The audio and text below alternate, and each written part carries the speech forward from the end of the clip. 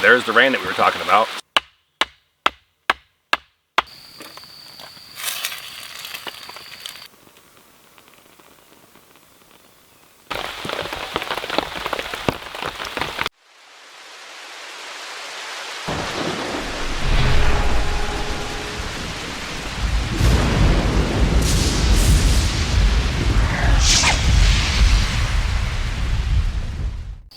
Alright, it's that time again, time for the solo overnighter in the woods. And today I'm thinking a picture's worth 1,000 words. So, picture perfect bushcraft. Let's get to it.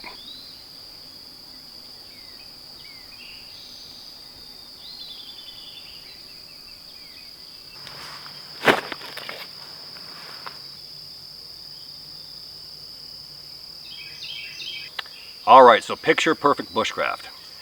Eons ago, I did video game bushcraft, where I look at pictures from video games or certain scenes and I try to recreate them in real life. Now, a subscriber of mine sent me that photo and asked me, hey man, there's no step-by-step, can you show me how to do this? Looking at it, it's for a hammock, okay? You basically hang a ridge line with a tarp and you have an outside frame, and then your hammock runs inside there, okay? Hammocks are cool, that's great, but I don't want to hang in a hammock. It's going to rain tonight, it's going to rain tomorrow, but I want to be off the ground, but not in a hammock. Just personal choice. Hammocks are 1 in a million, and most that see hammock videos don't bother to watch. So I'm going to take that photograph and I'm going to reverse engineer it, but put my own twist on it. So buckle up, because here we go.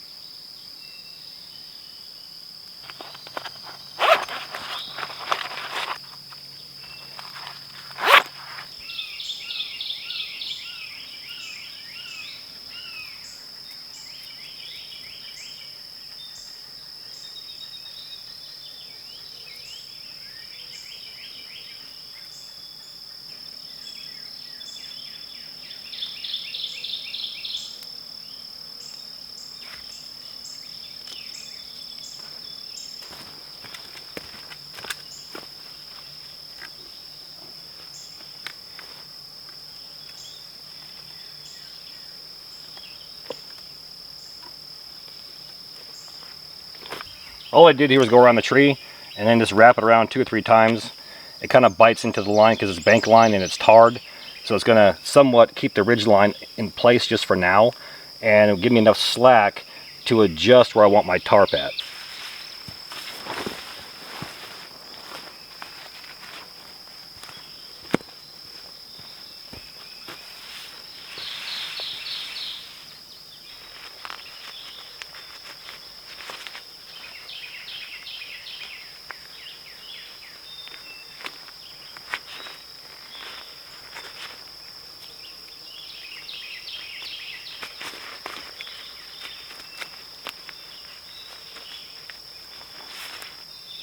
So once you put that loop inside here, all you got to do is pull it and the tarp will actually become tight. Then you know exactly where to put your toggle. The tarp is 100% tight. Now as I tighten the ridge line, it's going to pull it and it can't slip backwards.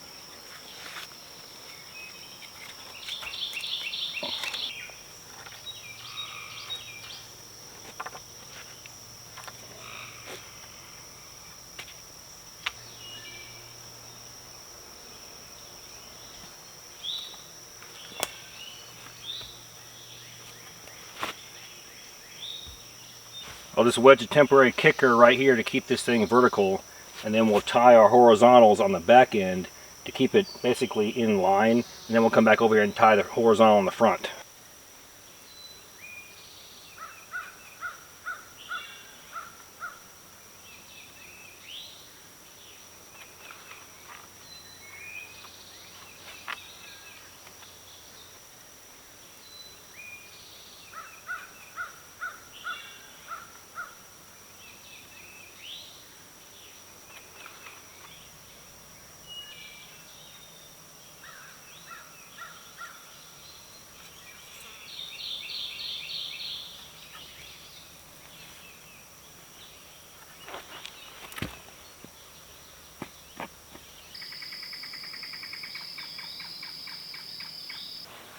Yes, the arbor knot. Think of it like this, the infamous Bruce Lee quote, "I fear not the man who's done 10,000 kicks one time, I fear the man who's done one kick 10,000 times."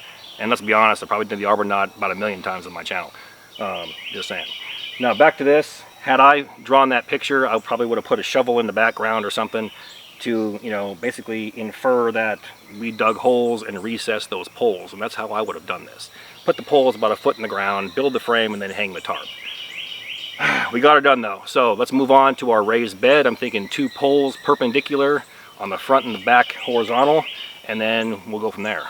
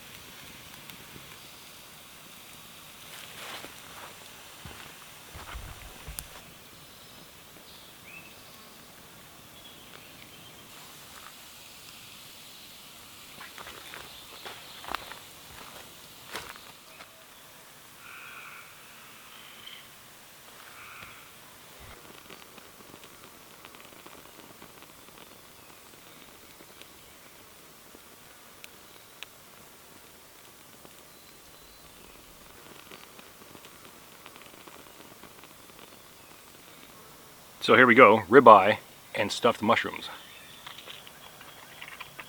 Excellent. That seasoning salt, oh my god, perfect. It's better than seasoned salt. Tell you what, you grab one of these mushrooms right here. Perfection. Catch you all in a few.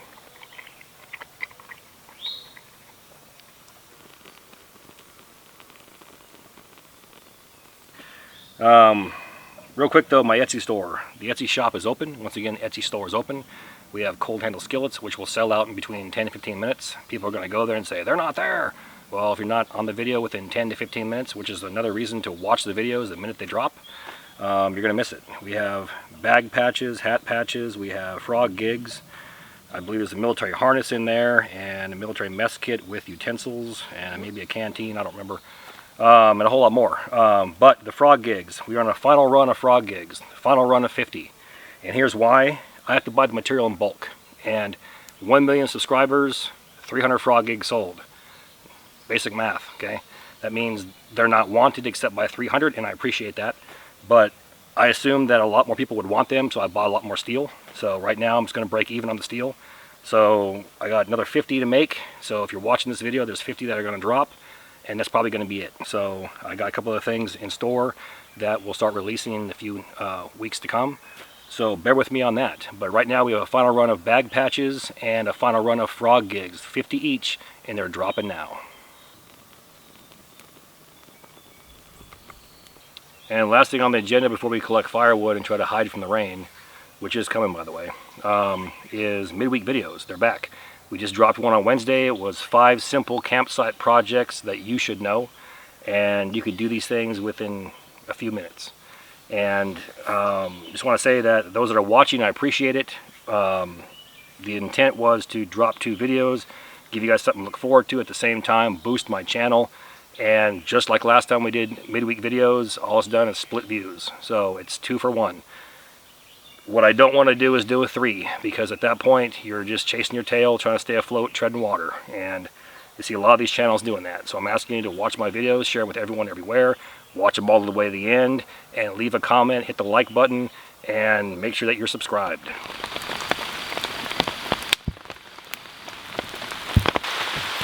And there's the rain that we were talking about, so time to hunker down. Let's talk about one thing real quick before we turn in here. Those small pouches are from a company called Made Ready Gear. And I believe there's a business card that I showed. They're on Instagram, and there's also I think a Facebook site and a Gmail address, web address. Contact them, tell them what you want. They do different colors. All the ones that I showed is also a fluorescent orange for like a signal panel. But I like unique items. I enjoy small businesses that are American made, that are trying to get out of the rat race, get ahead, get their gear out there, become a gear provider for people in camping, outdoors, bushcraft, survival communities. Check them out, tell them I sent you. It'll be a part of my EDC. You're going to see that large camo bag. I can put my shelter kit in there, minus the tarp. I can put ferro rods in there along with that. I can put my small 1-inch roll of duct tape in there.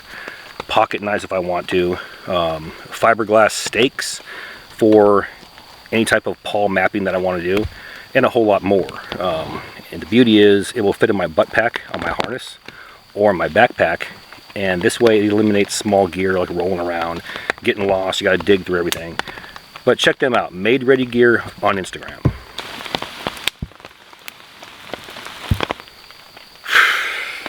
Well, I'm going to get here and get comfy, and we'll catch you in the morning for breakfast and coffee time.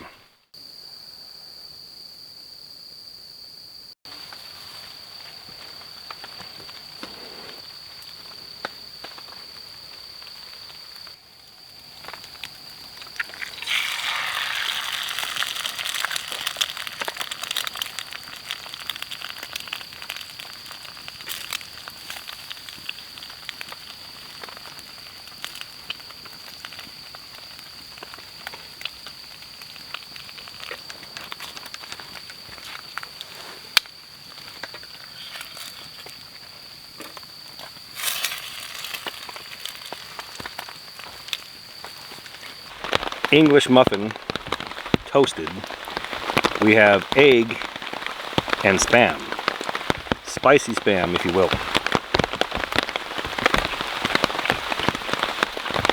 Not bad.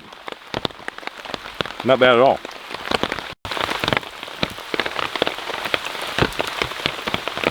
But back to this shelter.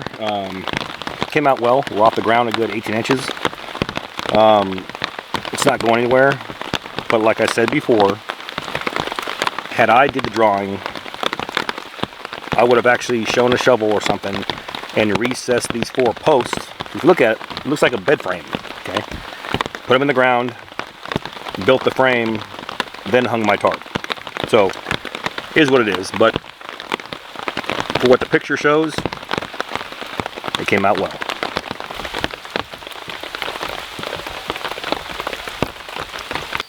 Alright, the rain slowed down a little bit. Let's go ahead and end this bad boy off. With that, all the gear in my videos can be found in 3 places. 1, my Amazon influencer page, and 2, my Self-Reliance Outfitters influencer page. And now 3, my Etsy page. All 3 links can be found inside my description box. Now please do me that favor, hit that like and subscribe button, then ring that notification bell. Once you ring that bell, please select all notifications. And as always, thank you for your comments, views, and support. Thanks for watching. Get out in the field, have some fun. I'm going to catch you next time.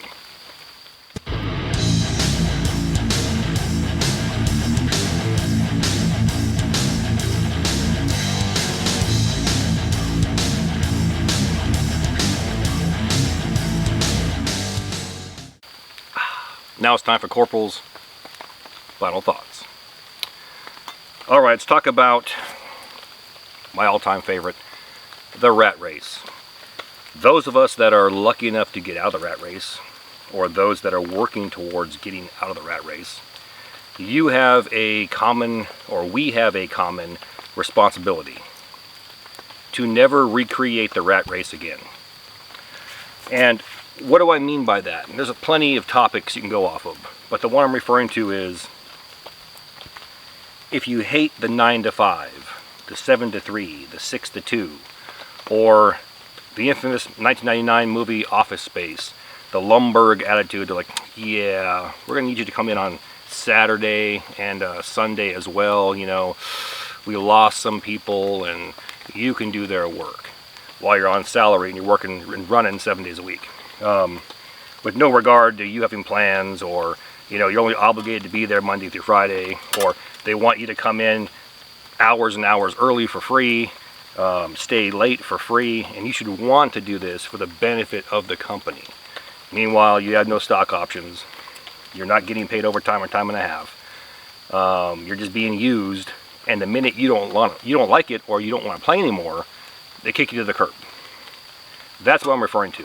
That type of rat race company mentality where you're a company man and that's it. Where you'll slave away for 25, 30 years, and again, the minute you don't want to play anymore or they don't find any need for you, you're gone just like that. We have a responsibility to never recreate that again. Should you start your own business, because a lot of people leave companies because they want to do their own thing. And there's nothing wrong with that. Doing your own thing, doing it your way, is what America's all about. Okay, healthy debate, healthy competition is where it's at. Okay, but the one piece of advice I can give is you can never require or expect from your subcontractors or your employees to care as much as you do about your company. Why? Because it's your company. You should work the hardest. You should have that dream and try to fulfill that dream and do whatever it takes to achieve your goals.